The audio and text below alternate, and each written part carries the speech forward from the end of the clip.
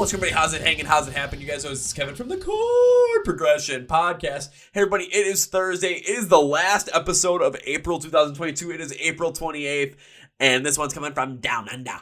Okay, I sounded really bad while saying that. This one's coming to us from Australia. I've been hoping to get this band on the podcast since I found out about them around the time we had Patient 67 and Tom Kiley on the podcast. So it's finally happening. Before we get started, I want to thank our sponsors. First is Phoenix Fitness. Yeah, we're at the end of April, especially here in the U.S. You know, summer's coming, and some people want to get to the gym, be buff like Arnold. Yeah, look good and looking good in this swimsuits and like the Speedos. I don't fucking know what you're wearing out there anymore. So a lot of times, you know, or like me, constantly wanting to go into those mosh pits and not stop. You know, you got to make sure your fitness level is at the top of its game. So always hitting the gym, cardio, fitness, weightlifting, all that kind of stuff. But you got to make sure you're prepared and recover right to maximize achieving those fitness goals. That's where Phoenix Fitness comes in. They have different supplements to help you achieve those fitness goals, such as pre-workouts with both stimulants and stim-free stuff. I use the stim-free stuff because, well, I'm crazy enough as it helps you hype you up. They have different B-cell recovery compounds for you to drink after workout to help absorb the nutrients back into your muscles.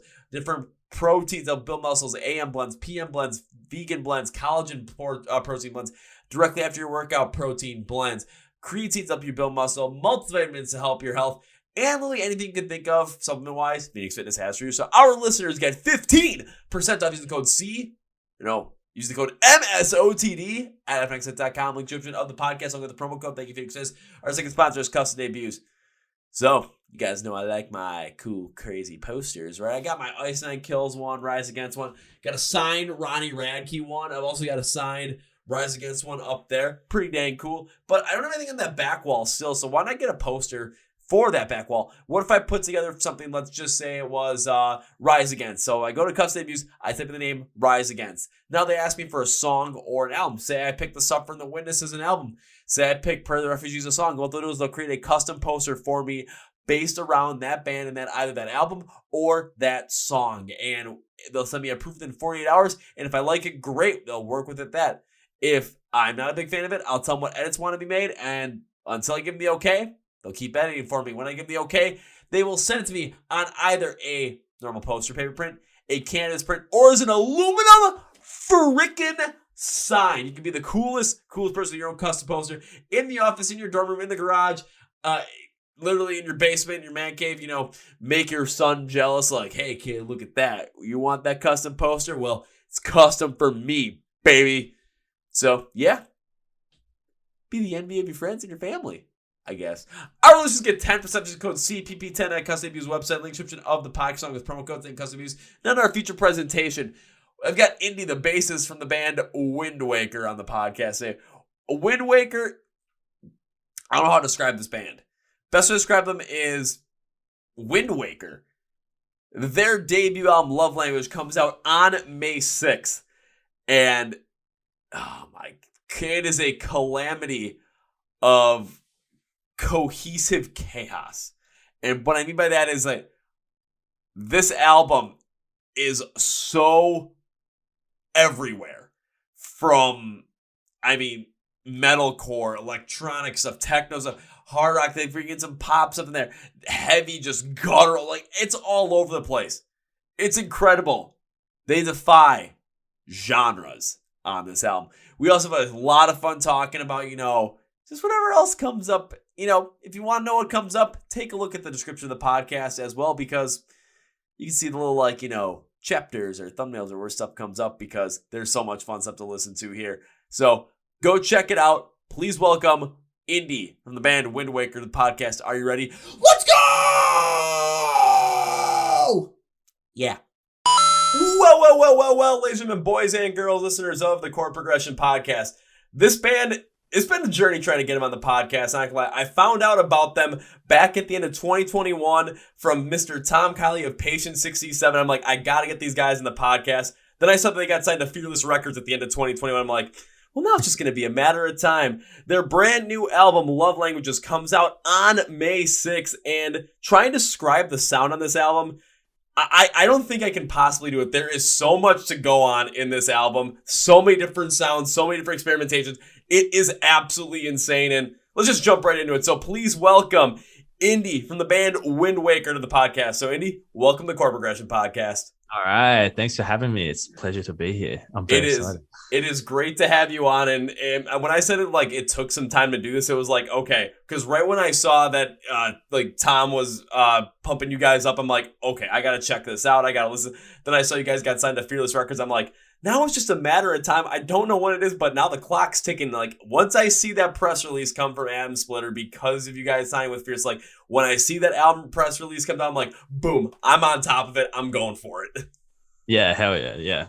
I mean, when we actually signed to Fearless, it was like for us a total freak out because I mean we had like a bunch of label offers and stuff, but Fearless Records was like they contacted us like back when our EP Empire came out. They were like sort of interested. Mark like had like a Zoom meeting with us, and then we didn't really know what to do because we'd been like, oh, okay, we've got like label offers now. Like, what do we do? We've got an EP, but we kind of want to have an album so that we can have more stuff to show them. So it died off for a bit. And then once we had the album, our managers shopped it around. And of course, Fearless were interested again. And we were so stoked.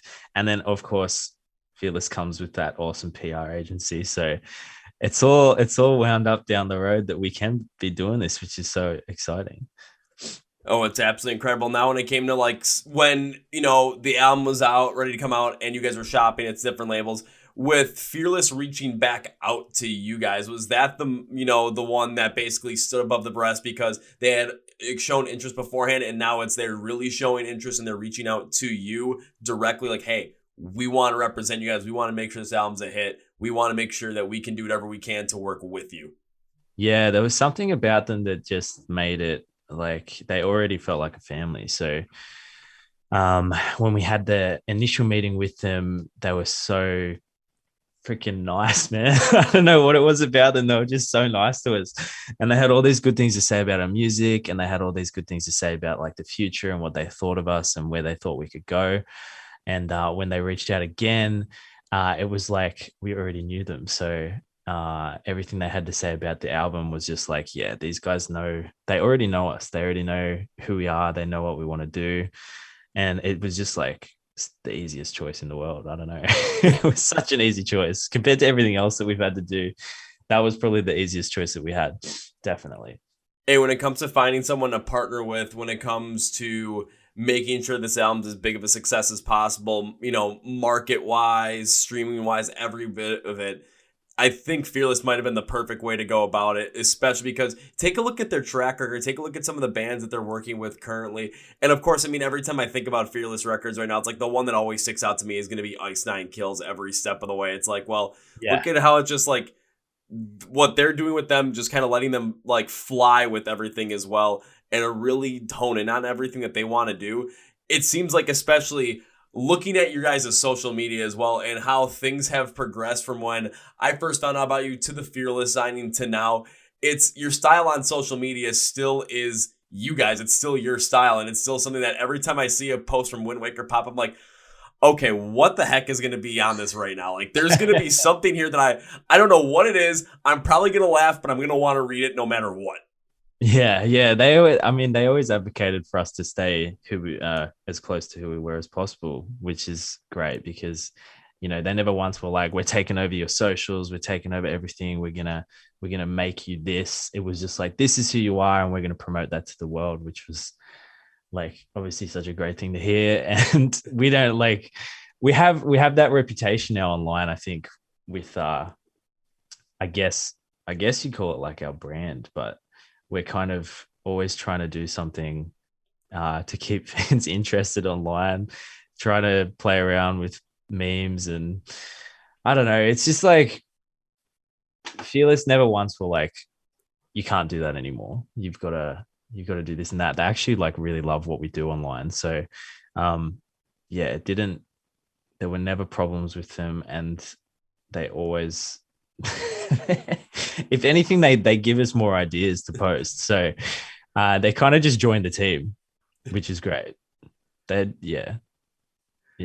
So it's like they're not being restrictive or anything. They're like, we have some crazy ideas you might like too. Here's a couple of crazy ideas you guys might like, but in the end, you guys are doing what you're doing, and whatever you guys want to do, go for it, because it has worked. It's continued to work, and especially when you take a look at the social media landscape today, when it comes to a bunch of different bands that are having success, really growing and really gaining more prominence in music, especially in the kind of music scene that we're working in right now, bands that really are on top of that social media game are really ones that are starting to rise to the top, because that's where the attention is. I mean, again, I brought up Page 667 a couple of times, like looking at what Tom and Page 67 are doing too. It's an perfect example that resonates with you guys, where it's like, I never know what the heck's going to happen, but I know the interaction is going to make me either laugh, or it's going to be something that's going to be like, oh, totally out of the box, where it's like, I can't believe this was actually said.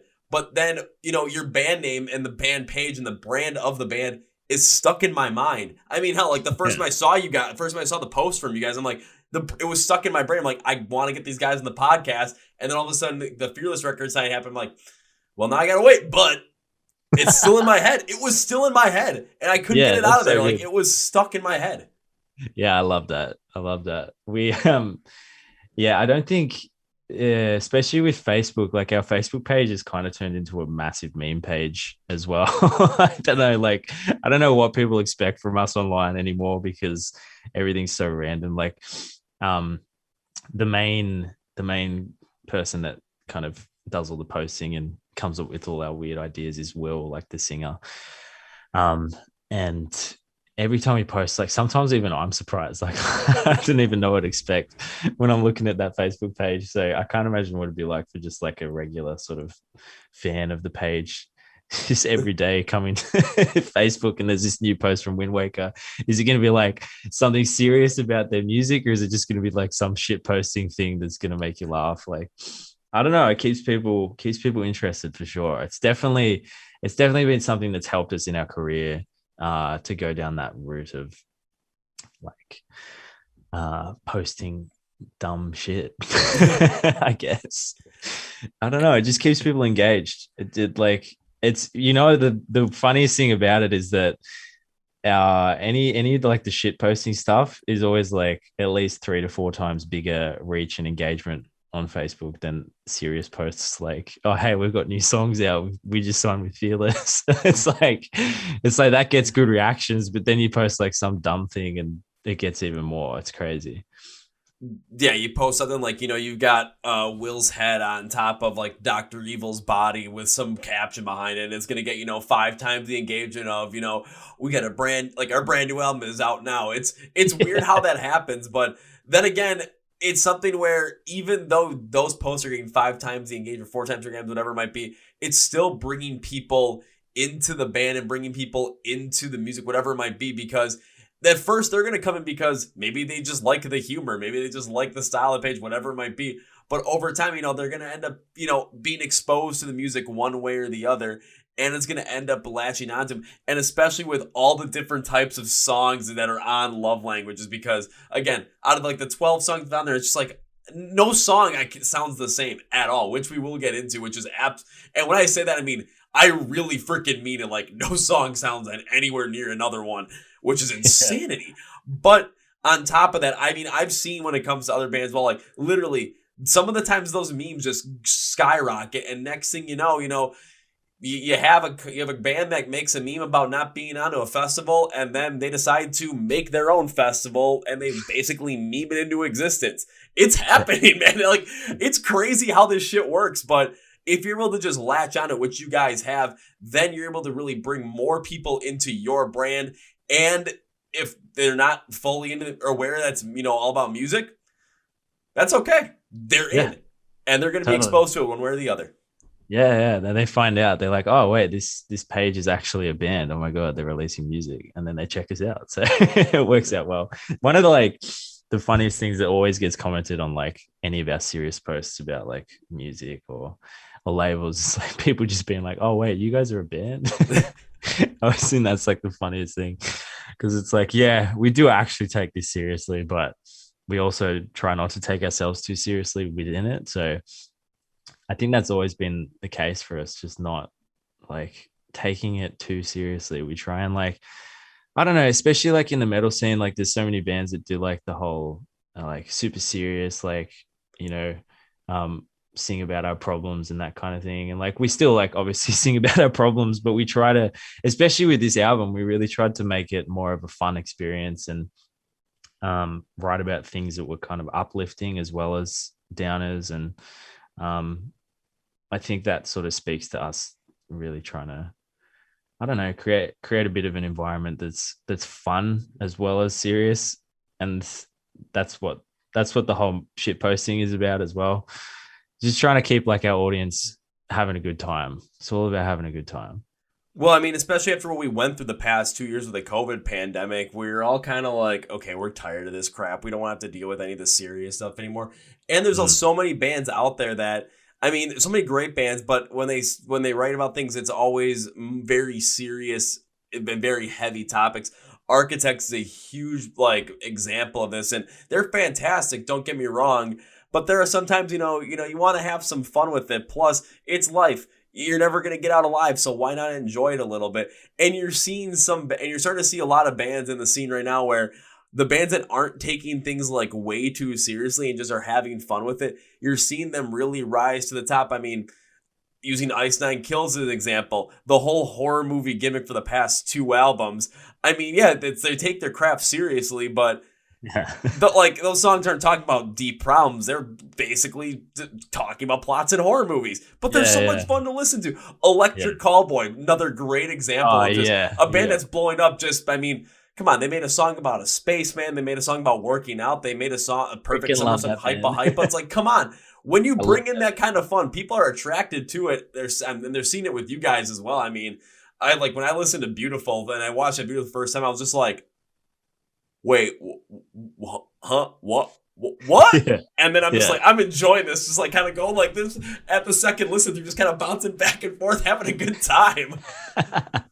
Yeah, I love that.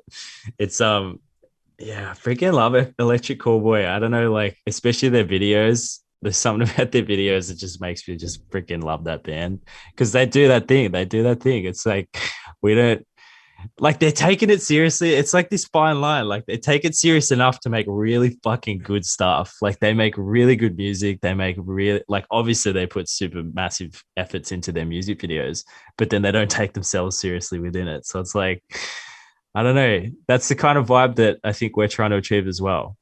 But then there's like super serious songs on the album as well. So I don't know. Like the album's like it's got that essence of like we're not taking it too seriously, but then at times we just drop into like certain songs on that album go quite deep lyrically and emotionally as well. So I feel like we offer quite a broad spectrum of an experience. I don't know. Oh, I would have to say you absolutely do. And it's kind of like you guys are taking, it's like you're taking it seriously, but no, you're taking fun seriously. Like you're taking it serious to the point where you want to have your craft be the best that it can possibly be. On top of that, when you want to talk about something serious, you want to make sure that it's brought forward with the serious nature that you want to do it with. But you'd also want to enjoy the fact because, think about it. You're making music for a living. Like you're in a band. You're living the dream right now. So why not have fun with it? Why not enjoy the process of it? Because when you look back on this in life, let's go say 50, 60 years from now, you're going to look back at this time in life and you're going to be looking and thinking about how much fun you had with this stuff, how much just wackiness and like fun this all was. You're not going to be looking back with it like this, like the most serious note. You're going to be looking back with it with this certain fondness and this certain positive recall nostalgia for just like, man, remember when we released Love Languages and all the shit that happened with it, with all the shit posts, everything, man, that was fun. Yeah, all the freaking tour stories and like crazy things that happen. I feel like that's another little inkling for like fans. Like when you don't take yourself too seriously, you offer like a bit of an insight into like how the band actually runs as well. Like whenever we're on tour, we're never taking shit seriously. We're always trying to have a good time. And as like the four of us, which is always taking the piss, taking like, I don't know what you say in America. Like, we're just always having fun with each other, always mucking around. Like tour, there's always something interesting going on. So it's definitely a reflection of like us as people as well. Like we're pretty chill. All right, now I gotta ask, what are some of the crazy things you guys have done on tour? Because I love me some crazy tour stories, and if you can get me to fall out of my chair laughing and smack my head on the table and give myself another concussion, you win. Shit, I don't know if I'll be able to do that. We damn, what's like the craziest thing we've done? I don't know, like it depends like who we're touring with. Like there's always like the classic tour stories of like, you know, where are we going to stay on like certain nights, like especially in Australia because the cities are so far apart. Sometimes you just head off on tour, you don't actually know where you're going to stay each night. And I remember one time we were heading to Canberra and we had no idea where we were staying. We met someone during the show who like offered us this place back at their house. They were like, yeah, come and sleep here, like you can crash here, I've got like a bunch of mattresses and stuff. And then we get there and there's like 8 people there and we have no idea who they are and they're all just like smoking up and we're like tired as fuck, all we want to do is sleep. And then we're like, yo, where can we sleep? And they're like, oh well, we've got like this living room which you can all crash in. We were like, oh, I thought you said you had rooms. And they were like, oh yeah, you can just sleep here. And they didn't have any mattresses or anything like that. And all of us were just trying to get to sleep, so we just picked like a corner in this room. And our guitarist Jesse was like super drunk that night. I can't remember why. I think he just got drunk after the show, and he ended up passing out on this coffee table, which was like a really small coffee table. It was like probably about the size of his torso, and he just fell asleep on this coffee table and slept on this coffee table for the whole night. And like he wakes up and he's got like this fucked back. And he's like, man, like what happened? And I was like, I don't know, dude. Like, did you sleep on that the whole night? And he's like, yeah, I think so. So now he's just become like this dude that's, I don't know, Jesse's like somehow can sleep on anything. Like who sleeps on a freaking coffee table? I just thought that was fucking ridiculous. And then after that same tour, we actually headed to Sydney. And after the show, it was the last show of the tour, and we got drunk with this band we were touring with. And we just decided to like fuck around that night and go check out Sydney. And we had like these tour passes that we'd made up. This was like early days. So we had like these real shit looking tour passes. Like no one knew who we were. And we went into this venue and Jesse, again, he's a freaking menace. He goes into this venue and this security guard stops us because we're not dressed well at all. Like we're dressed in like fucking metalcore like shows, like skinny jeans and fucking t-shirts. And Jesse heads into this venue, which is obviously one of those clubs where like you have to be well dressed, and the security guard stops us all and kicks us all out. And Jesse's like fucked up and he's like, do you fucking know who I am? I'm fucking in Metallica, man. Look at my fucking tour pass. And then the security guard's like, you're not in fucking Metallica, bro. And he's like, I'm in Metallica, dude. Look at my tour pass. Look, Metallica. And it just says like Windwaker on it. And he fucking kicks us all out. And then we ended up at the Opera House at Sydney Harbour. And I remember like not being able to find them for a while because they'd all like run off to the Opera House. And I was just like, I'm fucking tired. I really want to go to bed. And then I like walk up to the Opera House and I come around the corner at this Opera House. And it's like right on the bay, the Opera House. And I come around the corner and there's like 3 of them just standing up on the fucking like boardwalk of the Opera House, right where it just dips off into the bay. And they're all just pissing into the fucking harbor. And I was like, oh shit. I think that's like probably the craziest thing that a lot of them have done. I didn't take part in that one, obviously, but a few of them did. Well, yeah, you were on the search to try and find, where these guys were, but nah, they're just pissing in the bay, man. That's all they're just doing. They're just pissing into the bay. I don't even know if that's a good story or not. I just remember it being one of those fuck things I've seen on tour. Pissing into the harbor. It's like you tell like people in Australia that and they'd be like, you guys are from the country. Definitely. Like, city people would not be doing that. Shit.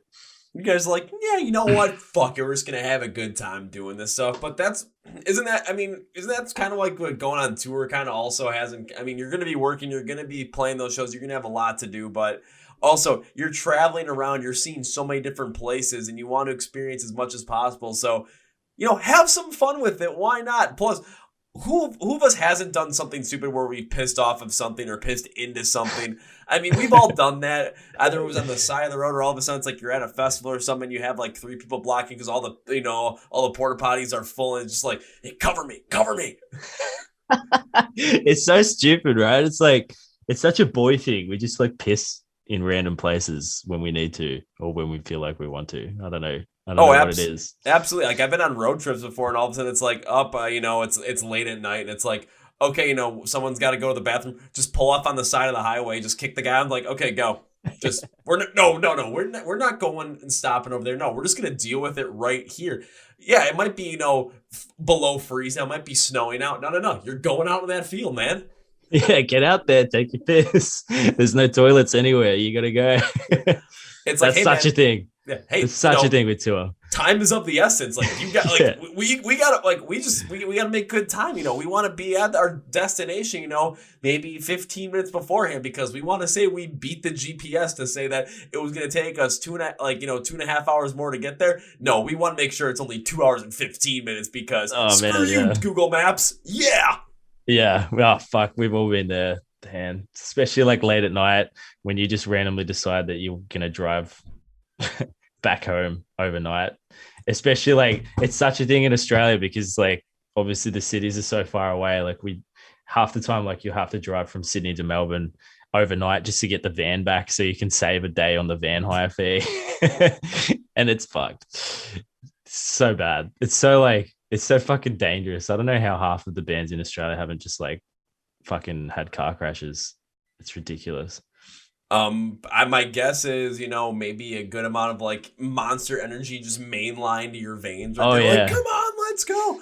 Because I understand that too. Where and like I go to shows all the time, and it's like I will travel, I'll travel down to Chicago. I'll travel up to Green Bay, Wisconsin. Like, I'll travel, all over the place to go see shows, and I'll still end up at my house at the end of the night because, well, I don't want to have to pay for a hotel. I want to sleep in my own bed.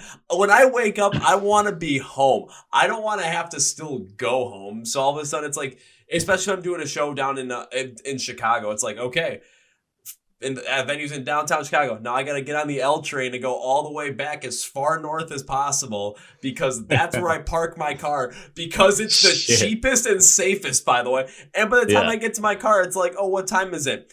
It's 12:30 in the morning. All right, now I still got to drive, an hour and 15 minutes home. Yippee. Man, that's fucked. That's crazy. That's dedication, right? You do it. You do it for the shows. If there's a show I want to see and it's in Chicago. Well, now looks like I'm gonna be losing sleep that night. But if it's something that I want to go see, I'm gonna go see it, man. Like I can't help it. Do you live in one of those towns that like there's never shows? This is the best way to describe like with where I live with Milwaukee, where it's when it comes to like distance wise, I mean, we're 90 miles north of Chicago, so I think that's like 150, 160 kilometers in distance. Yeah. And Chicago is the third largest city in the United States, population wise, size, all that stuff.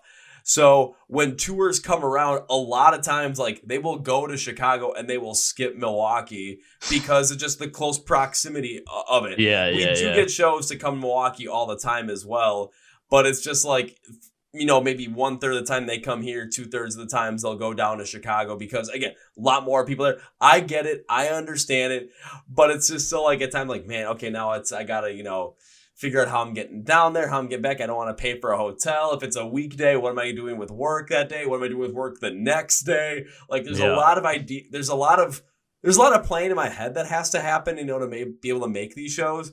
But all the planning happens after I buy the ticket. Like I just impulsively buy it because it's like, oh shoot, Bad Omens is playing? Yes, please.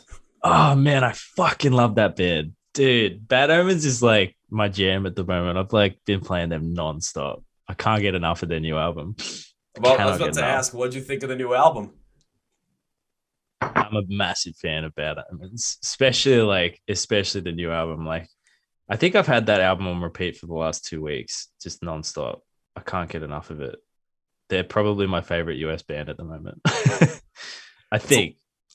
I'll say that is a lot of high praise. I liked the album. It wasn't my favorite album from them, but I like the heavier stuff, especially the heavier side of metalcore as well. So like their initial album in 2016, I'm big on. And it's like as I look at the depth of Peace of Mind, I'm like, this is the album that I wanted Amo by Bring Me the Horizon to be. That's how I looked at it. Like, this is the album that I wanted that album to be. Yeah, fair. That's a good call, actually. Yeah, yeah, because it's for me, it's bigger than Ammo for sure. It's like Artificial Suicide is probably like the heaviest song on that album. Do you think? Oh, yeah. That song slaps. I can't like. Fuck, I put that song on at the gym and shit. Like I can't get enough of it. It's so good. I can't get enough of it, man. It just makes me want to like punch shit. Oh man, seeing that song live was fun as hell too, because it's like they turned on all the lights. They just got red flashing lights in the back, and then you see them all. They've all just got like ski masks on and everything. Looks like they're about to freaking like rob a bank, and all of a sudden the pit's just going crazy. You know, people are going nuts, having a good time, and then they ended the set with by playing Dethrone, and everyone just, you know, you're gonna end a set with that. People are gonna lose their shit. Oh yeah, yeah. Oh man, I can't wait for them to come to Australia. Such a sick band. Are they set to come to Australia at all this year, or have they announced anything? I have no idea. I haven't seen anything about them coming to Australia. I would know. I've been tracking them. I'm like such a little fanboy for them at the moment. They're so sick. Hey man, you might be tracking it because you never know. All of a sudden, it's like, well, they need a opener on their like headlining set through Australia, and then there's you and Windwaker. Like, hey guys, you know, I'll be there. Hell yeah! No, not just being at a show, like being like on the tour package. Oh man, if we get to play with them, that's a bucket list for sure. For me, I fucking love them. Definitely. Honestly, you might be able to make it happen, man. Especially with the new album, you might be able to make it happen. I have to talk to my managers. Let's make some shit happen. Pull some strings. Get them here. And you never know, especially with what happened during the pandemic. I mean, we're starting to see, some of the bands from Australia come over to the US as well. Like recently in April, I got to see that show with Polaris and Alpha Wolf. It was absolutely insane. It was absolutely incredible. So it's like, and I'm starting to see, especially for this, what would be our summer, but your guys' winter, a lot of US bands heading over to you guys as well for a lot of different shows. So you never know. So you could easily see it happen, sometime in this, later in the summer, sometime, in the fall, or autumn, whatever it is, however you guys look at it. I don't really know what the season is. Winter, spring, whatever it is. Yeah, you guys call it fall, right? We say autumn here. Yeah. What was the Polaris Alpha Wolf show? That would have been massive. Those two bands, like, they go fucking hard. In Australia, they're probably like, I'd say Polaris is taking over at the moment in Australia. They're dominating hardcore, and Alpha was pretty close behind. So that show would have been massive. Yeah, because they had Invent Animate open up the show, then it was Alpha Wolf, and then like Moss to Flames, and then Polaris close it out. Oh wow, yeah. That's badass. That's a good fucking lineup. Alpha Wolf just went absolute like I really had not paid attention to much of Alpha Wolf up to that point. I was in the middle of the pit during the show. I'm just like, they are not stopping. Like, I'm looking at the crowd, even if you're not in the pit, people are going left and right. Like, there's so much movement going everywhere. Yeah. I'm like, this is nuts. I'm like, I wonder what Polaris is gonna be like. And it was like, I'm like, this is exactly what I expect it to be. Yeah, just like this. So good. They're fuck, man. They've got it dialed. Their shows are fucking massive. In Australia, like, Polaris have started headlining festivals and stuff, so they're like, I think now they're trying to take over the US. They've got Australia. They're trying to get the US now. Well, absolutely love to see, like, they're headlining festivals over in Australia. And the biggest reason is because when you think of Polaris has 3 albums out total, and that's it. Yeah. So you're seeing a band that is, still rising in the scene today, headlining festivals. You're seeing New Blood headlining. And you're seeing it happen in Australia. Here in the US, it's like the headliners, I mean, you're not seeing any headliner that started after the year like 2000. It's the only one you're seeing. The only 2 you're seeing are like, Shinedown and Five Finger Death Punch, if that. That's crazy. Yeah, wow, man. Our scenes must move completely differently because new bands definitely in Australia, Australian bands anyway, like new Australian bands, relatively new, can definitely headline a festival within like 3 albums, I'd say. Yeah, if you're as big as Polaris, definitely. They're massive here. Huge band.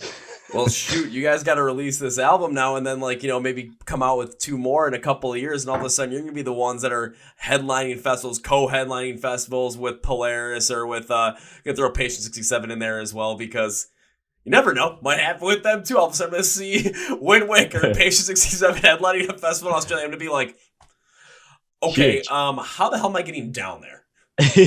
Yeah.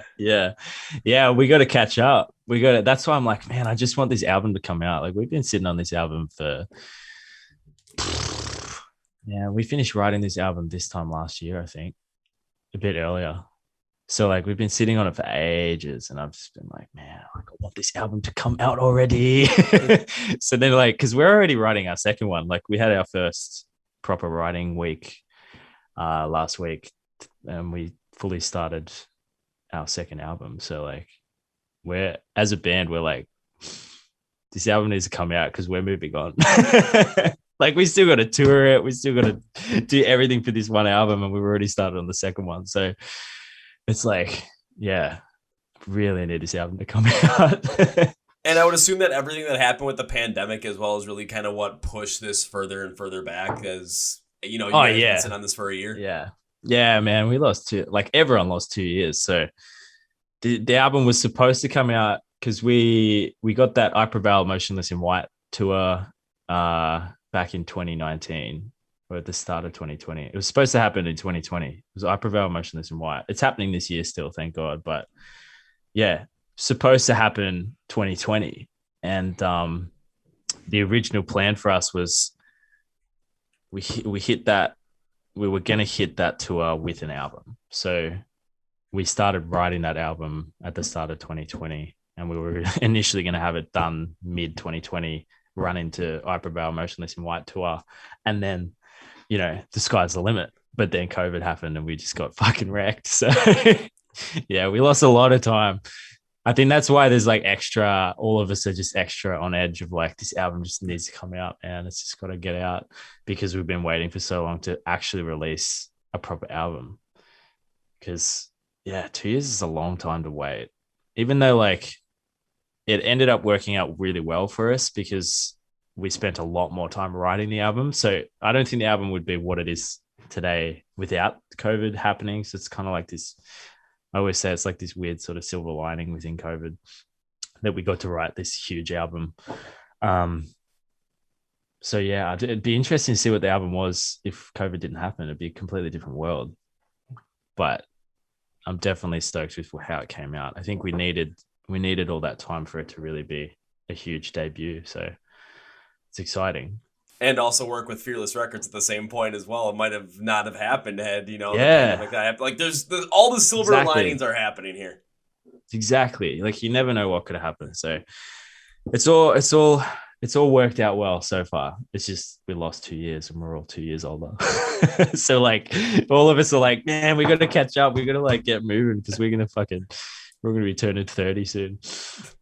Oh God, not 30. I'm gonna be turning 30 in a couple of years. I'm just like, maybe not. I still like jumping in mosh pits all day, every day. So yeah. I want to be the old guy in the pit. Ah! That's it, right? I still jump in mosh pits every now and then when it's like a band that I absolutely love throwing down to. But man, I got kicked in the head last time, and I was like, man, I think I'm getting too old for this. So I got put on the ground and I got kicked in the head on my birthday at a show, and it was just like. I don't really care much for my birthday, but after getting kicked in the head, I'm like, this is like, I'm not sure if I want to do this again. Yeah. Literally went to a show again the next night, got into a pit again, had fun, and I'm like, okay, I'm set, I'm ready to go. But I do notice that it's like, there are bands, like, I'll go as insane as I possibly can, but I always have that little bit of an extra oomph for bands that I really, really like or I'm like really into. It's like I always have a little bit of that extra oomph. So if I get to see Ice Nine Kills, most of my weeks, I saw the Trinity of Terror tour twice. Like when both those bands were on, it just kicked in. The last 2 times I saw my favorite band, I was sick the morning of the show. Yeah, I didn't think I was gonna be able to make it. Like I could hardly crawl out of bed. That's how sick I was. End up making it to both of those shows, end up going as crazy as possible in pit, just like super energy. It was like, hello, superpowers, I'm back. It's like, I wouldn't do that for any other band, but it's like, holy shit, like, if you get a band you love, there's just this certain energy around it where you're like, I must do this. Yeah, there's something that just switches on, right? You can't not go in there. It's impossible. I don't know. Do you fuck with Make Them Suffer? Yes. Yeah, that they're like, I fucking love that band. And whenever they play live, I can't help myself. I can't. Like, there's something about their songs where I'm just like, I need to go in the pit. I can't, there's nothing I can do right now to stop myself from going in the pit. And then I just fucking run in the pit and I'm like fucking going crazy.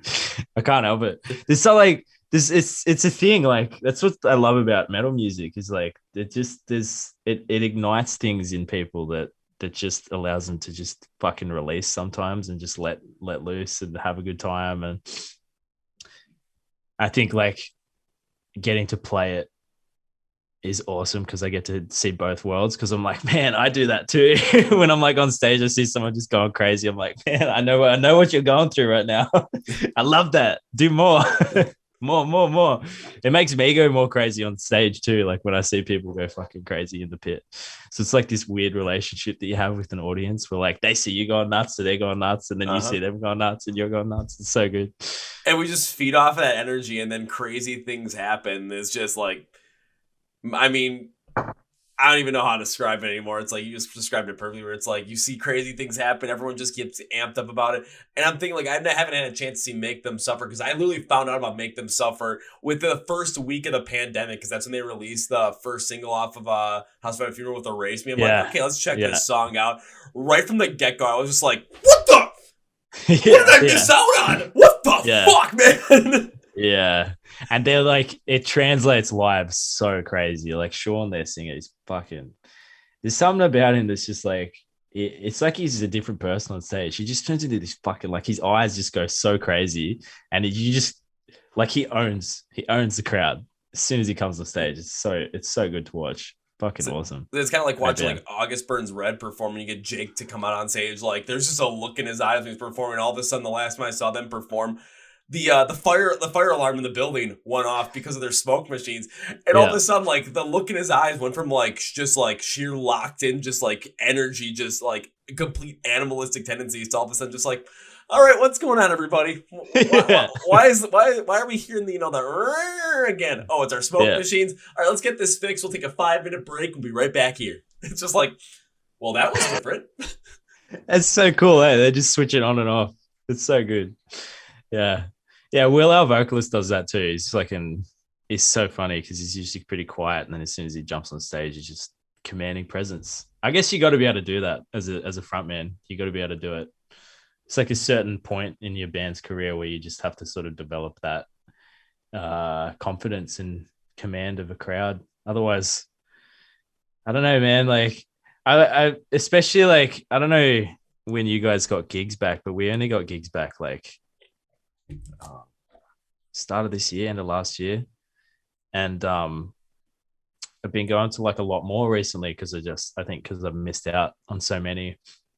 So I've been seeing like a lot of new bands play, and like it's so fun like going to like smaller shows and just watching new bands play because it's like you get to sort of relive where you used to be, and you're like, oh yeah, I remember this. I remember doing this. And it made me realize how much crowds can sense fear in bands when they're on stage. There's this like, if a band gets up on stage and you can sense their fear, the crowd knows. And there's immediately there's like some sort of wall between you two that you have to be able to break. And I always just think like, it's like once the front man develops that confidence and command of a crowd, that wall just goes. And they've got the crowd like that. It's such a thing. It's such a thing that people develop as they go through as a band in their careers. Oh, absolutely. I'm even thinking about some like the smaller shows I saw because we had shows pretty much like I would say the return of them here in the US was, I would say that happened around July of 2021 because I had seen a couple of very smaller shows leading up to it, but like in July of 2021, we had our first big festival happen. And it happened, and I was able to go to it. So I was like, okay, I get to see how it's all going to play out. But, like, seeing some of the smaller shows, between that, like, leading up, after that, just, the smaller venues, seeing some of the bands that are just getting back out there and just, like, are just trying to get back to that growth stage once again. We, like, even in the crowd, you could tell that they were nervous. You could tell that they were just like, they had a little bit of fear in them just because, you didn't get to play for over a year because of the Yeah. pandemic. You weren't sure if this Yeah. was going to happen. Now it's happening again. And yeah, we know the nerves are coming at you. We're going to try and help you out a little bit, but if there's going to be that awkwardness, the crowd's just not going to be as engaged. There was one show I went to at the beginning of March at a very small venue, and it was like I got there, the first band that went on, it was like I remember the frontman, he had this overconfidence, and that was also a bad thing too, because now it's just like you look like he expected everyone to know the songs. It's like, but Yeah. Everyone's kind of here for like the last two bands, so I don't really know what's going on with you, dude. Second band goes on, they're just having a fun time. Like they're just having a fun time on stage. So it's like, okay, people that didn't know him like myself enjoyed it. Absolutely did. Yeah. Second last band goes on. They were playing a little tight because it was their first show, pretty much like second show back overall. So it's like, okay, we get it. They still sounded good. Then their guitarist jumped in the mosh pit with us in the last song. So it's like, okay, now we're set. Headliner goes on, and I mean, they were flying because this is like this is their first show of their headlining tour. Yeah. I'd seen them in their first show returning from the pandemic. And the energy they had was there. People were jumping on stage, doing stage dives and everything. The pit was nuts. I'm like, now that's how you command a crowd. Yeah. It's so obvious when you see it, like the difference between.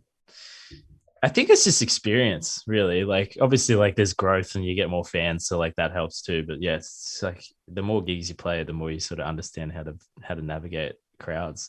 Especially like it's like when you see bands opening. And there's like two people and you're like, it's all right, man. We've been there. Everyone's been there. You just fucking get on with it and have a good time. Cause you never know who those two people are. They might spread the word for you. Yeah. And sometimes that's just the character building side of things. You got to go through those days because everyone's gone through those days. Yeah. Yeah. Everyone's gone through that time where just no one gives a fuck about you. No one has any idea who you are and they couldn't give a shit.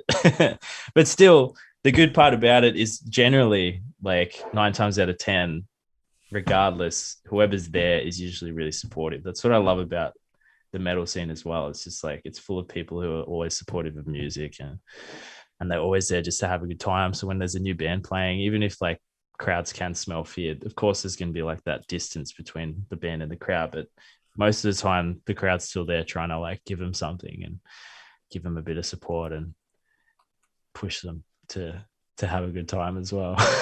Yeah, it's because like they want it. They want to have a good time. So yeah, it's like we know sometimes, with those opener bands, it's like, people aren't necessarily coming to see them. And it's like, you know what? If we're going to be there, if we want to see a show, like we're going to try and give you what we can give you. And we're going to try and give you some of that energy and have some fun. And as long as you're up on stage having fun and you sound good, I mean, we're going to enjoy it. And when we think about it, we're going to think about it in a positive way. And when we talk about the show, we're going to relay your portion of the show in a positive manner. Yeah, exactly. It's so cool. That's the rock and metal community. I do want to jump back to one thing that you did say. So that tour that you guys had scheduled in 2020 with Motionless in White and I Prevail, you said that is happening this year, correct?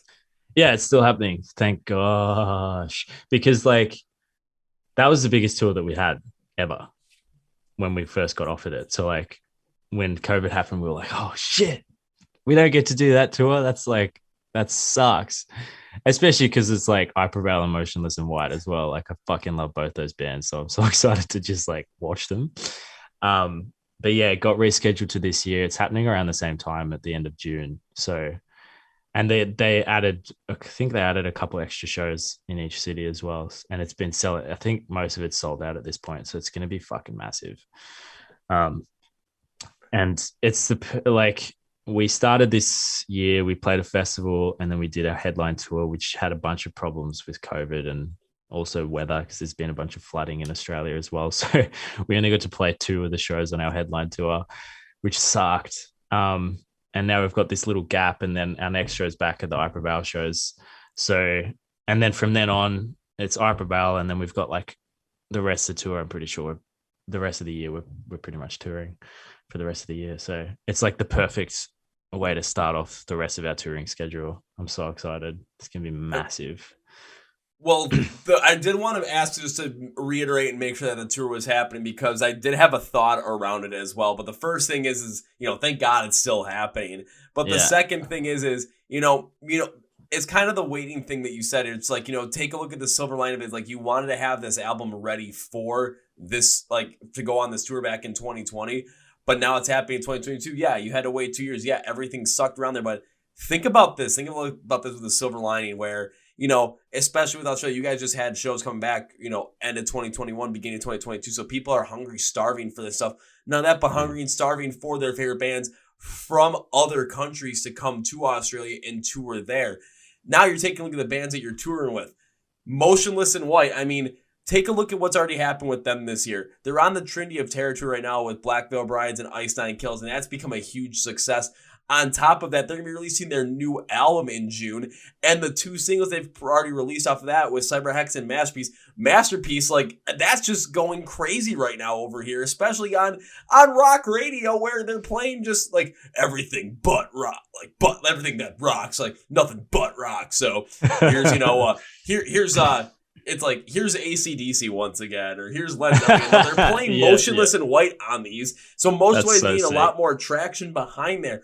Using I Prevail as an example as well. I Prevail, ever since the pandemic, they've played 1 show in the US so far. 1. That's crazy. That's it. So this is going to be their return to the live stage. Wow. It's going to be with you guys. Yeah. And you guys have a new album to come out there.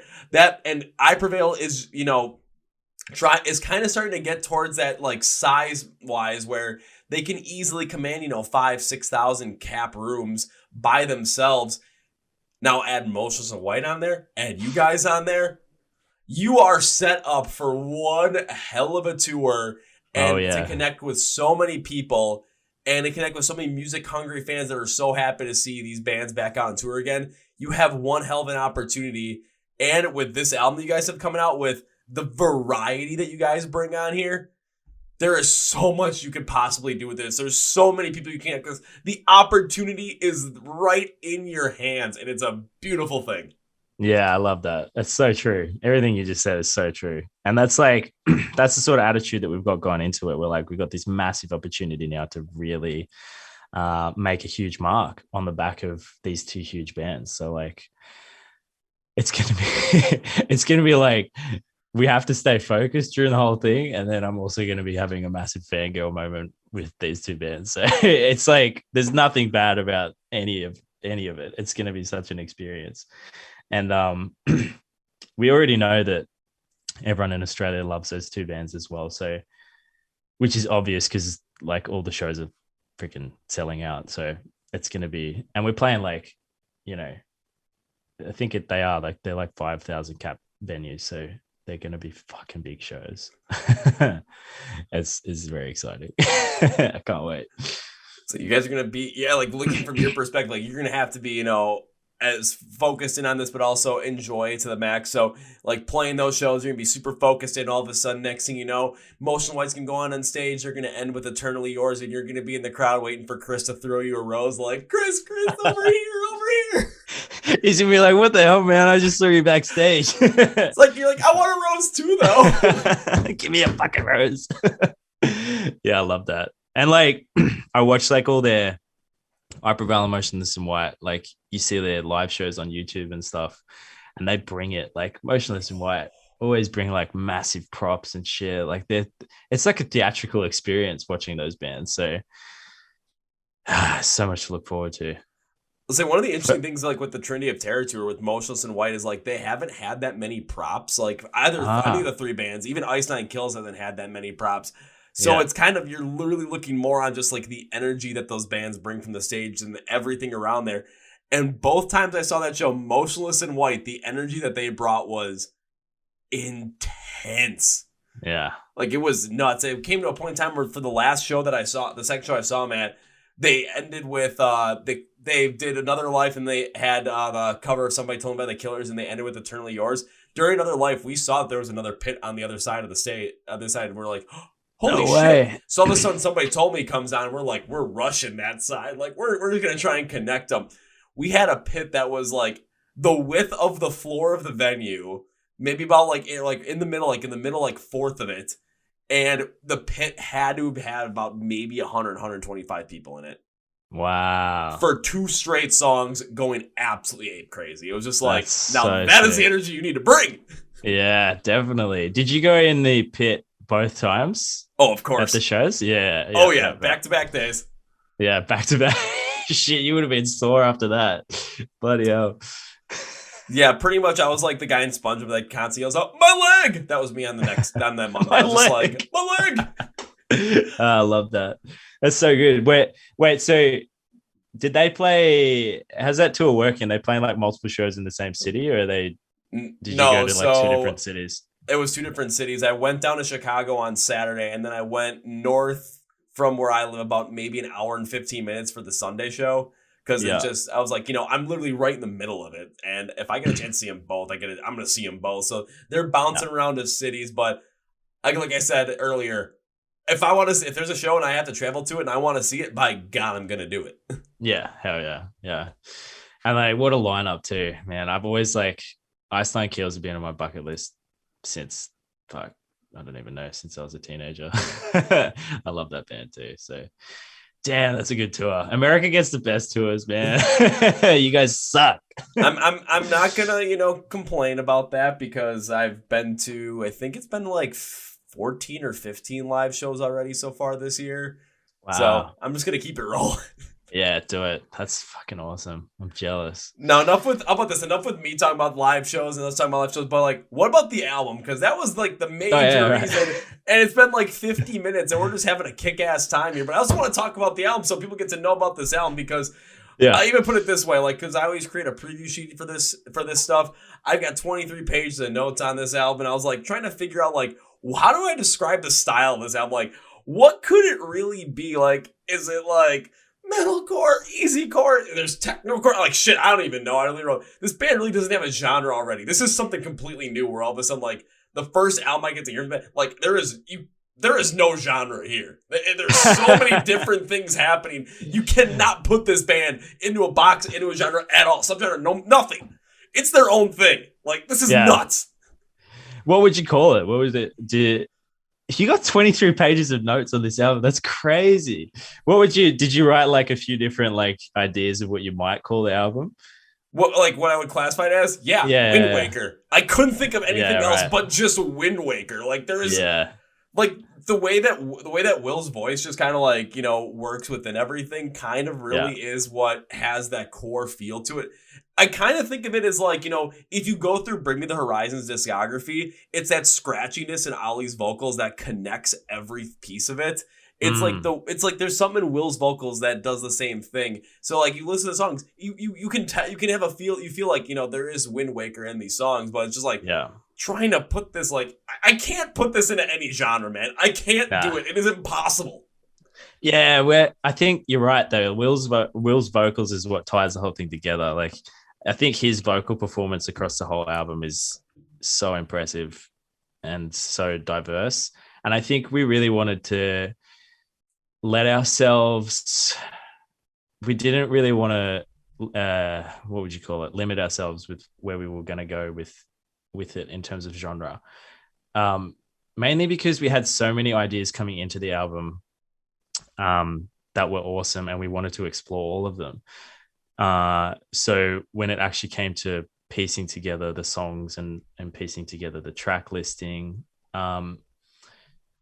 it was kind of like, okay, how do we make this cohesive while also allowing it to be chaotic?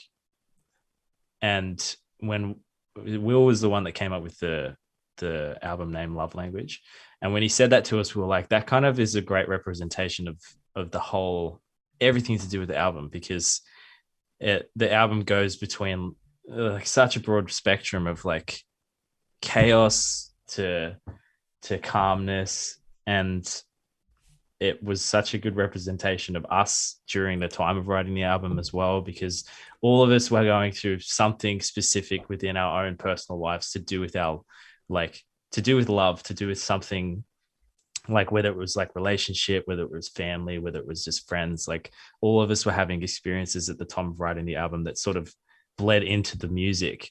And so when Will was like, I really want to call it Love Language, we were just like, that's the perfect name for it, because it just like love in general covers such a broad spectrum of emotion.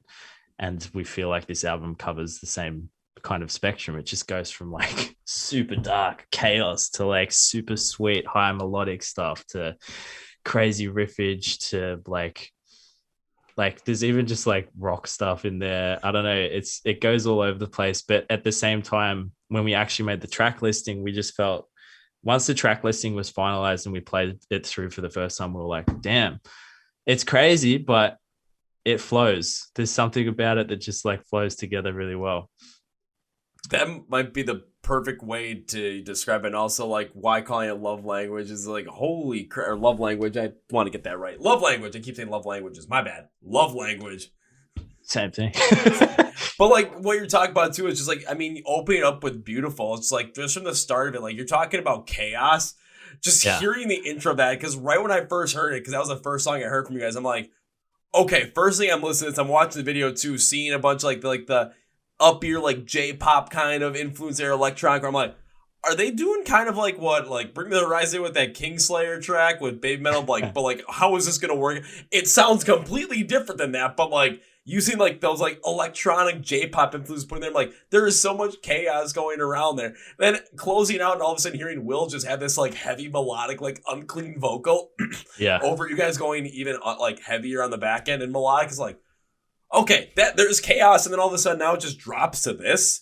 Then even looking at the tracks as well, like Nighthawk, it's like, okay, it's got more of that like pop rock kind of feel to it. Yeah. And then I'm like, okay, let's see what's going to happen next. Dopamine Freestyle. And I'm just thinking, how do you guys go from like really kind of like pop rocky to all of a sudden this just went heavy? It kind of hurt my face with how heavy it went, because it reminded me of like going all like Dropout Kings, Fever 333, metalcore and electronic distortion over a heavy backing and like unclean raps in there. So I'm like, how the fuck do we go from like this pop rock kind of thing to that? Yeah. Was it the Dopamine is, what would I say? Probably my second favorite track on the album. I reckon that song's gonna blow up because we've been playing it live recently. We've been opening with it. Oh God! Everyone's just like, "What is this track? What is going on? Like, tell me what this track is." And anyone that I've actually played the song to, they're like, "That's fucking insane."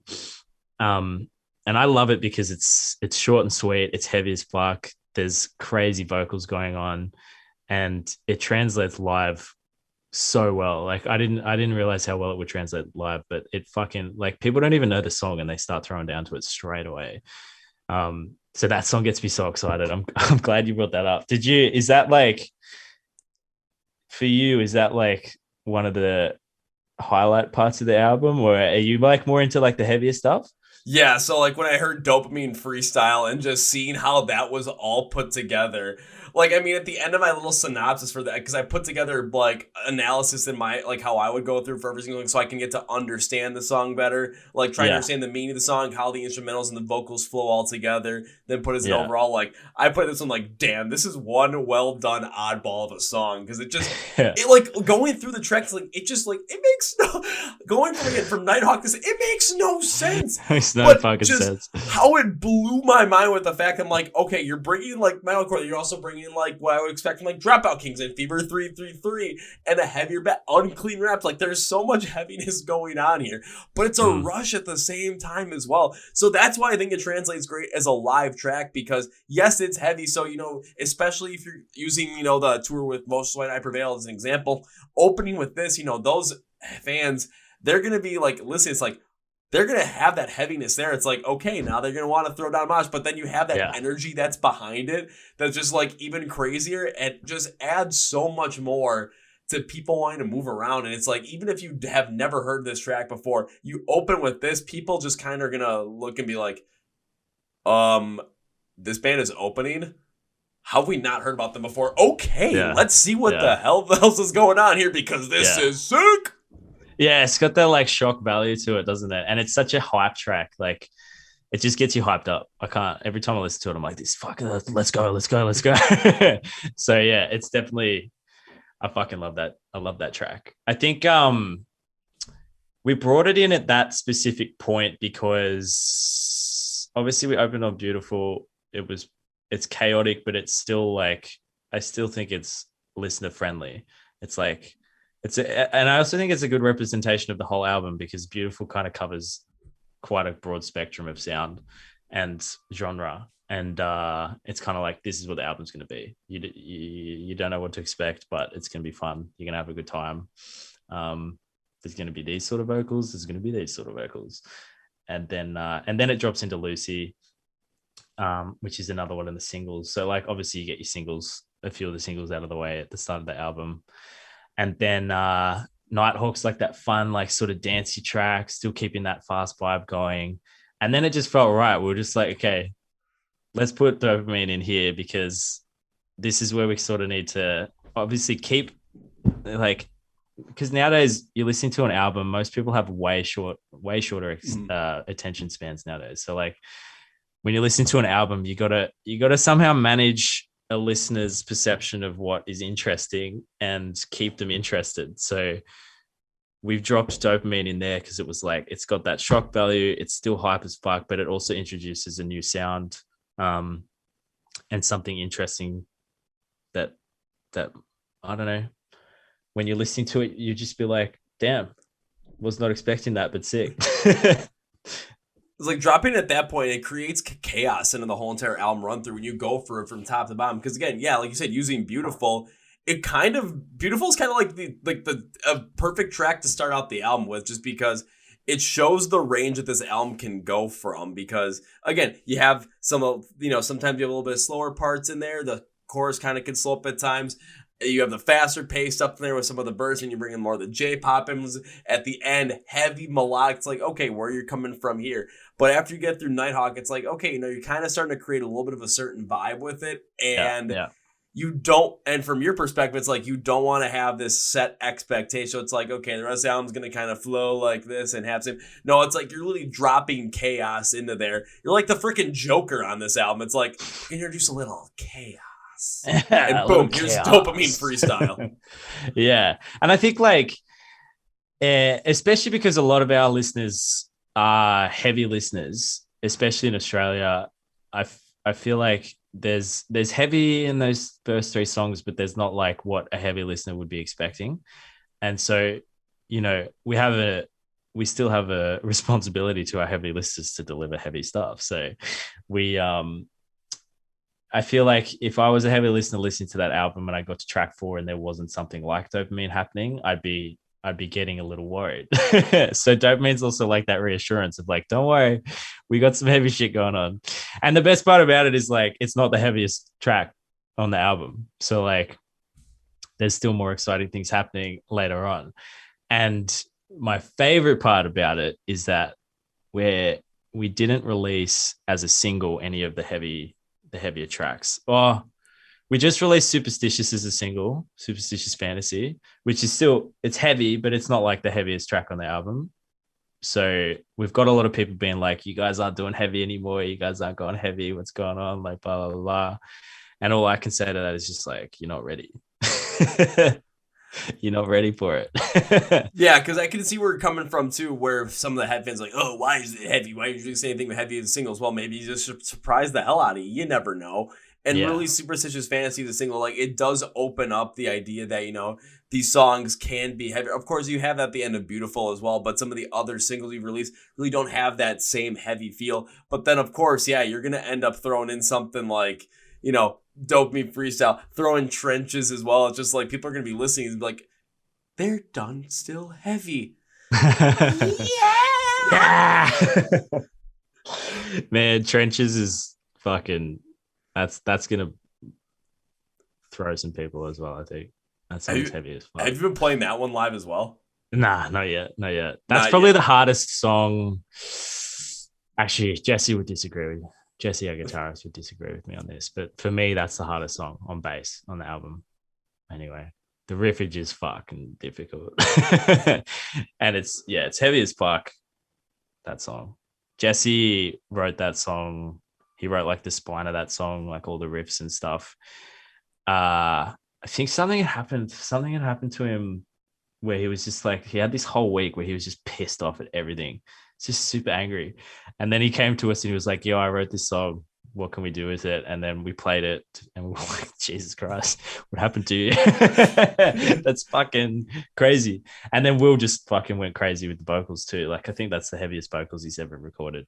Yeah, because like even like I'm looking at my just like my notes is like because even open up kind of like the chords of the vocals like he will just come in and start out with like those heavier and even like snarlier unclean vocals to create an uneasiness and like this just heaviness from a vocal Yeah. standpoint to start the album. But in the second half, like they're a little bit higher pitched, but it's even more of like a sinister clean style. It gives this feeling of like whatever anger it is, like if if like or say we're doing things we're not facing those consequences to our actions, which I kind of think where the song was kind of coming from, especially from if Jesse was one right, it's like heavy, like maybe that's where it was coming from. Maybe people that he was dealing with all of a sudden were doing stuff and then have the proper consequences come back at them. He's like, well, they're gonna get him now, and boom, here we come. And it's like just kind of that little like cleaner, more sinister, high pitched style. Like it shows just so much range right from there, but opening up just like that heavier style, the snarlier, unclean vocals, like, huh? Yeah. Okay, this is good stuff. Yeah. And it's like in terms of the track listing, it's still broken up like that. There's still like a break between Dopamine and that song, which I think would be the two heaviest songs on the album. So from like a listing perspective, it's still got like, it's not like assaulting. It's just satisfying. No, absolutely. Because even like before on the track listing, you have Glow right before that one too, and just kind of the way that one flows into it. Because again, I'm taking a look at my notes and like, and what it reminded me of was like, is you guys really combined the band Varsity with 2022 Bad Omens into one song. And you like and kept making all these like different styles and mixes work to your advantage on this one. It was like kind of bringing in like some like softer R&B inspired vocal patterns that remind me of Varsity with a lot of electronic distortion that Bad Omens use on the Death of Peace of Mind album. So there's a lot going on in that one as well, which does bring kind of like this high energy hard rock sound in the chorus when more vocal for Will to show power breaking through opposition. But honestly, the way you incorporate some of those metalcore roots and like going to the heavier vocals to really show an understanding of the world then like towards like other people that kind of hating on you at the same time too, kind of like look at us now kind of thing, like we did it while not betraying the electronic flow from earlier on in the song. Like the construction you guys did on Glow is wild. It's wild. It makes sense for the album because the album construction is wild in itself as well. But the crazy part about it is it's the best way to put it, it's wild but it makes so much sense. Like everything is cohesive. It's organized chaos at this point. Yeah, that's kind of like what Fearless was saying to us when they first heard the album. They're like, it's utter chaos, but it's cohesive. And I think that's probably like the best compliment that we can receive about it, because it's difficult to write something that is chaotic and genre bending, because sometimes it just doesn't work together as a whole thing. And we're very happy to hear that from people, because we've been hearing that a lot, that it is cohesive. And it's such a good thing to hear, because it's like, obviously it's fucking scary dropping something that is quite chaotic. So to get that sort of feedback is really good. And I think that's what we wanted. That's like exactly what we wanted to sort of hear when we wrote it, because we were like, this is a crazy album. It goes all over the place. We felt as writers that it was cohesive, but obviously it had to pass, and still has to pass the test with people. So far so good. So far so good. One thing that I think some people might be a little bit like more hesitant on is just the fact that it is so chaotic, where a lot of times there are people that just like they like to put bands in like in certain in sounds and music and albums in boxes. It's like they want to have that organization there because it makes sense to them. But every band and all those great bands, they achieve to either become like genreless and be able to bend genres and don't have a specific genre tied to them, or create something all their own and do like the top tier of like that specific, like Metallica and thrash metal. It's like, that's the quintessential right there. Bring Me the Horizon. It's like you can't put Bring Me the Horizon in a box. All it's like, what is Bring Me the Horizon? Bring Me the Horizon, whatever the fuck they want to be at this point. Yeah, They're gonna do exactly. it. Exactly. So with this album, it's like you guys are basically showing the world right now, we're gonna be whatever the hell we want to be, and we're just gonna roll with it. And it does have the cohesive flow to it, which is why it makes sense. So for some people, it might be, standoffish, but it gives you guys so much range and gives you guys so much power to reach not only as many different people as you want, but when you guys are working that second album, you guys are already having the freedom to go anywhere you want. You're not tied to like any sort of specific genre because you experience success in that specific sound. No, you guys are open to whatever the hell comes your way, whatever the hell you want to do. And that's the beauty behind this album, because it is so cohesively put together in that chaos that it allows you guys to continue to do whatever you want to do with your music and have no restrictions behind it and no expectations of restrictions behind it. Yeah, I couldn't have said it better. That's such a good summary of how we're feeling about it as well, especially because we just came off our first writing week of the second album, and we had conversations very similar to this of just like, we really can go wherever we want, which is great.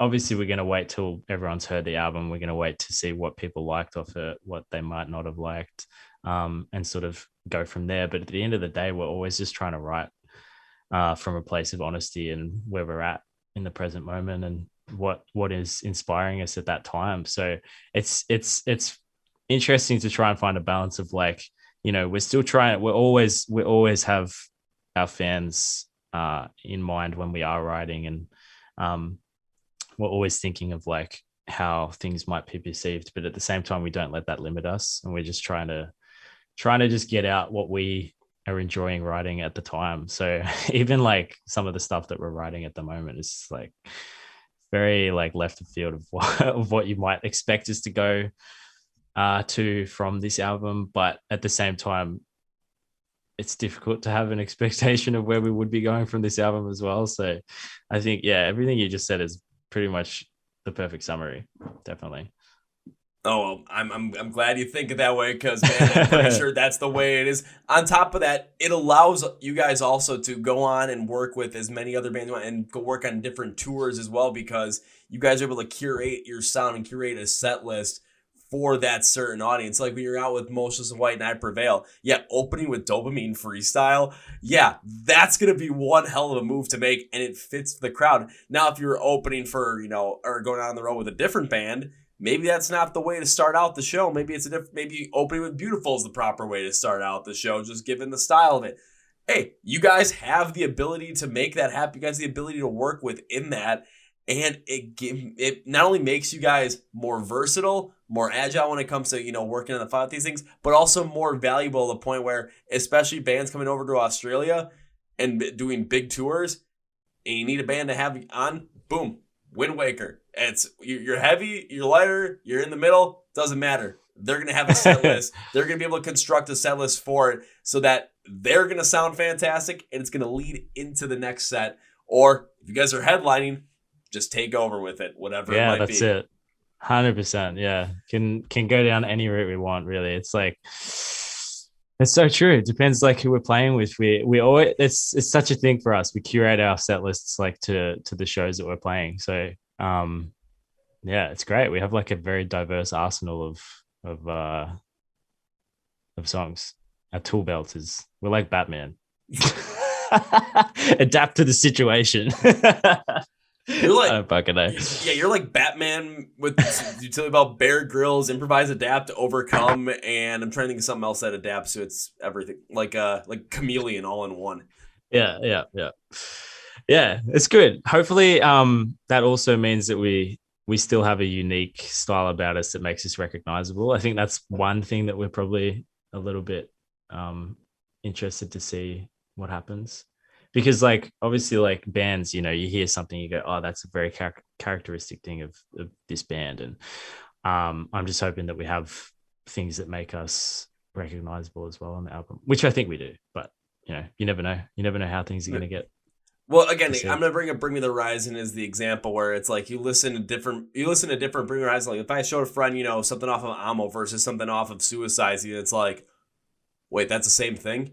But also, it's like, what's the tie in there? There's this little bit of tie in there. Like I said, with Ollie Sykes' vocals. When it comes to you guys with Will's style of vocal, there's a tie in that happens in every little song to really connect it all together. There's a certain sound, there's a certain vibrato that works within there, within the style that you guys work with. So, I mean, it's just like, it's gonna be there. It's not gonna happen, in an instant. It's not gonna happen, to make you guys, bring me the horizon like that overnight. It's gonna still take some time for the people and the audience to really get into it, but you have it there. It all depends upon, how people are gonna hear about it, how you guys are able to connect people to the band, how everything's gonna work with marketing for it, how the sound's gonna work, how people seeing this live, how everything's just gonna work within it. It all is there for you guys. All you guys gotta do is do it. Yeah, that's it. And that's why we're so happy with the team that we have. Like, the team that we've assembled is just freaking amazing. We've got Fearless Records behind us. We've got like, our managers are just second to none with like what they do for us, and the people that they've got to work with us as well. Like, we're in such a good spot right now to make the album as big as it possibly can be. So that's the best part about it. And that's why I'm like always stoked to like come on podcasts like these and just talk about it, because it's like, I'm so excited. I've been so excited for a year, man. I just want it to come out. I just want people to hear it. I want people to hear Dopamine Freestyle. That's what I want. When they do, they're gonna have this look of just like, yeah. That's it. Oh my God. That's what I want. I want to see it. Maybe we'll do like a little shit posting thing on the page, or like post your reaction face to Dopamine Freestyle. Just all of a sudden, Dopamine Freestyle. How's everyone looking at it? Just, yeah, it's just like, all right, screenshot it right there. It'll be up on YouTube, but you guys can screenshot of your manager, because your team it'll just be like, yeah, we'll have a whole wall of faces. We'll have the Dopamine Freestyle face wall. That's actually a good idea. I'm going to pitch that. I like it. I don't think you need to pitch it. You just got to do it. Like, okay, we're just going to do it this way. All of a sudden, I'm going to see that picture of me like that. I'm going to see the picture of Peter Griffin just like, and all of a sudden, Homer Simpson just, woohoo! And then everybody else just. I'll get you to start it. And all of a sudden, how nasty is Dopamine Freestyle? It's about as nasty as a Will Ramos pig squeal. Fuck yeah. That could be a tagline. I might have to I have to add that to the bottom. It's like, Dopamine Freestyle is nasty as a Will Ramos pig squeal, and then just have like a little picture of him like come up just like. Yeah, add it, do it. Add it. We're doing it full send. Good promotion, man. This is good promotion. That's what it's for. I've got a feeling that's definitely gonna be one of like the little like YouTube or short TikTok things, Instagram reel things that I make. It's gonna be that just. Yeah, we need something to take off of TikTok. I'm still figuring out how to use that fucking app. They're like, it's such a. I mean, I'm only 26, but like TikTok just, I'm still wrapping my head around it. Are you on it? I am for the podcast stuff. I still am trying to figure out exactly what I'll put it this way. I know what I want to do with it, and I know what's going to work, because I've seen some videos work for it already. And it's just like taking little bits and stories and little fun little things from the podcast and put them up there. I'm slowly figuring it out, but TikTok's really not my thing, man. I mean, I'm 27. I remember like my thing was Vine. That was my thing. Exactly. Like when I log into TikTok, it just feels like it's assaulting me with all these fucking videos, just constant videos. It's just like, but like I have to get good at it. I have to like, I don't know. I'm trying to like build up the energy to put effort into it. It's not easy. Even myself, as much as I know that it's needed, I'm still like, oh God, kill you when I have to post on here. Yeah, literally. This is fucking, oh my God. But still, I mean, there's one I posted where it was there. I am gonna post it. It's gonna be basically one from that's a different episode. It's this one band, they put Betty White at like on their cover art, like, and that was the question I asked, why'd you put Betty White on your cover art? He's like, who else is God? It's like, well. That's a TikTok right there. Shit. Who else is God? Fair enough. I'm not doing the hand jive, or I'm not doing some weird dance, or like having some weird voiceover thing with me just sitting there and hope for. No. I'm gonna make something real. Well, I hope it works out well for you because that is fucking weird. Betty White is God. I love that. It's just funny. I mean, pretty sure I'm all of a sudden next thing you know what's gonna happen. You guys are gonna end up posting. It's like, okay, everyone's face just like, and then Betty White just like, how did Betty White like Dopamine Freestyle? 2 thumbs up. Bands are stupid, eh? We do dumb things sometimes. We do dumb things because they're fun. Yeah, that's it. That should be Windwaker's slogan on our Facebook page. We do dumb things because they're fun. The end. That's a good slogan. I think this might be a good way to close the podcast. We do dumb things because they're fun. We've been doing dumb things all for the last hour. And it's been amazing. So, Indey, as we bring this podcast to a close, one thing I like to do is give you a chance to say whatever you want to say, plug whatever you want to plug, promote whatever you want to promote at the end of the podcast. So, man, the floor is yours. Yeah, well, we're really excited about trying to expand our American audience. So anyone that's listening to this, go check us out. We're on all the socials. All our tags are Windwaker Official, so just at Windwaker Official, except for Twitter. Twitter is Windwaker Tweets, just because we're trying to make life difficult for you. But yeah, go check us out. Let us know what you think. Hit us up on the socials. Like, we're always there. We're always interested in hearing what people have to say, and anything you want to share with us, anything you want to ask us, we're always available. So keen to meet more people, and hopefully we end up in the US at some point in the near future. Yeah. I mean, hopefully at the very latest, it's 2023. We'll put it that way. At the very latest. Latest. So now it's my turn to end all this stuff out. So you guys just found out where to find Windwaker online, and trust me, you're going to want to follow them on other socials. And instead of having them, be difficult with the whole Twitter thing and having the difficulty of having to look it up yourself, I'm going to do you one better. Take a look at the description of the podcast and say, find Windwaker online. You're going to see labels for like Facebook, Twitter, Instagram, Tik Tok, where you can find, them on YouTube and watch the beautiful video and all the other videos they have out there as well, where you can stream the album, stream the music, download it, buy it, pre-save it, all that kind of stuff. It's going to be all in the description of the podcast, labels, links. It's going to be a one-click, one-stop shop. So if you don't get into it to enjoy their social medias because we do stupid shit because it's fun, and, listen to the music because you're going to want to listen, especially when Dopamine Freestyle comes out on the album release day. You're going to want to listen to that. I was going to do it again. Because the album drops May 6th, which if you're watching the video, it's on the bottom of the screen here. But if you're not, well, now you know. Love Language comes out May 6th. So that's why there's also the link to the podcast for you to make sure you're ready for it when it comes out. Now it's time for number 2. Now, Indey, whenever I've guests on the podcast that I enjoy having on the podcast, I tend to make a certain promise as kind of like as a thank you for being on the podcast, thank you for spending time doing this, and because this was so much fun. This has happened every time I've had guests on the podcast, and you, sir, keeping this train rolling. So does not start out with if. If implies that this might not happen, because fuck that. I say when. When is because this will happen, but the day and the time, fuck if I know at this point. So when I get to see Windwaker perform live for the first time, my promise to you, sir, is this. First round's on me. Hell yeah. Second round's on me. I can't wait. Fuck yeah. All right. Well, Andy, as we bring this podcast to conclusion, I cannot say goodbye because, man, this album, again, organized chaos. The construction behind it is fantastic. It's chaotic, but it's cohesive. Everything about it. Yeah. I can't wait for this album to come out. Can't wait for everyone else to hear it. I can't wait to see what else you guys do, especially how this tour with MIW I Prevail is going to go, how the rest of yours can go, and then when the second album comes out, holy shit, I can't wait to see you guys perform live for the first time, hopefully in the US, maybe in Australia too. Who the fuck knows? And I don't want this to be the only time we talk, but I'd love to have you back in the podcast in the future. So is this goodbye? Fuck no, because no. That's too final. This is. See you later. See you guys.